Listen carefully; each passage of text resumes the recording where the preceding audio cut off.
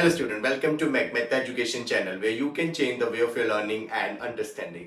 तो बच्चों आज इस वीडियो में आपको आंसर मिलेगा आपके क्वेश्चन का which is why it is easier to pull a long roller than to push it. मतलब एक रोलर को खींचना जो है वो इजी है एज कंपेयर टू पुश, धक्का लगाना। ठीक है, पुल करना इजी है, रोलर को पुश करना मुश्किल है। अब ऐसा क्यों होता है? तो देखो यहाँ पे हमने एक रोलर को ड्रॉ किया है।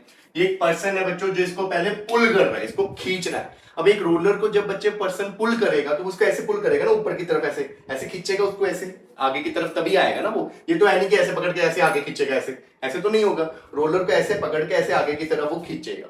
तो पुलिंग के केस में बच्चों जो वो पर्सन है फोर्स इस तरह लगाएगा, ऐसे ऐसे ऊपर की तरफ लगाएगा, है ना। और इसका जो वेट है बच्चों वो ऐसे नीचे की तरफ लगेगा। तो इसका weight let it be m और वेट हो गया mg। ठीक है, मास m है, वेट mg हो गया।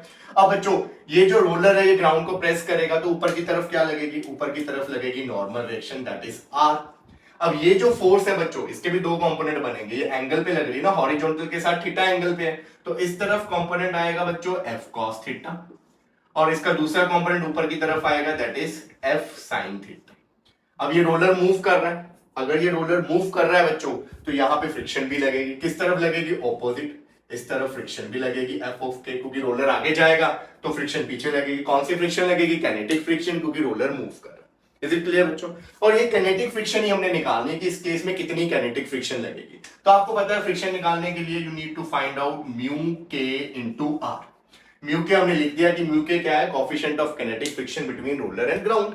तो आपको आर चाहिए। अब आर कैसे निकलेगा? देखो ये रोलर आगे जा रहा है, ना तो ये ऊपर जा रहा है ना ये नीचे जा रहा है। इसका मतलब ऊपर वाली फोर्स और नीचे वाली फोर्सेस क्या होंगी? इक्वल। तो यहाँ पे अगर आप ऊपर वाली और नीचे वाली फोर्सेस को इक्वल करोगे तो क्या आएगा?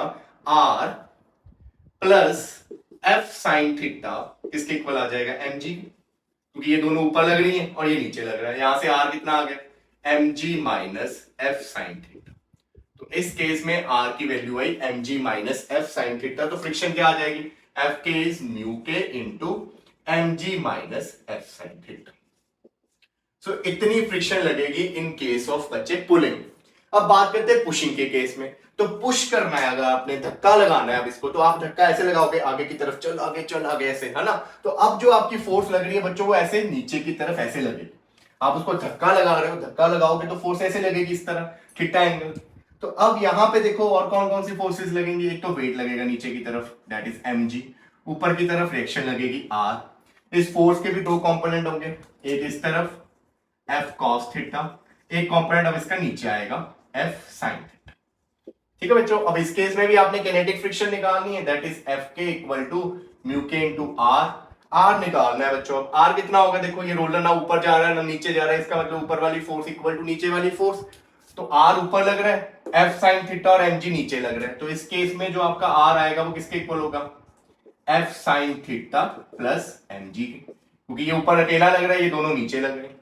तो देखो बच्चों इस केस में फ्रिक्शन जो आई है आपकी दैट इज म्यू के f sin theta plus mg। वहीं इस केस की जो फ्रिक्शन है दैट इज म्यू के mg minus f sin theta बच्चों। तो बताओ मुझे कौन सी फ्रिक्शन ज्यादा है बच्चों? ये वाली फ्रिक्शन ज्यादा है। जब आप रोलर को पुश कर रहे हो, मतलब धक्का लगा रहे हो, तब ग्राउंड जो है वो फ्रिक्शन ज्यादा लगा रहा है एज कंपेयर टू जब आप उसको खींच रहे हो, तब फ्रिक्शन क्या है? कम लग रही।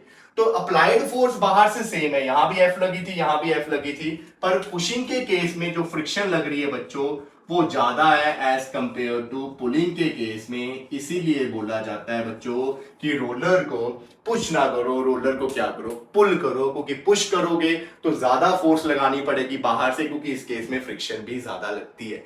That's why it is said that it is easier to pull a long roller than to push it. तो आई होप अब आपको इस क्वेश्चन का आंसर क्लियर हो गया होगा। ठीक है, तो अब आपको मिलेंगे नेक्स्ट वीडियो में, तब तक के लिए टाटा बाय।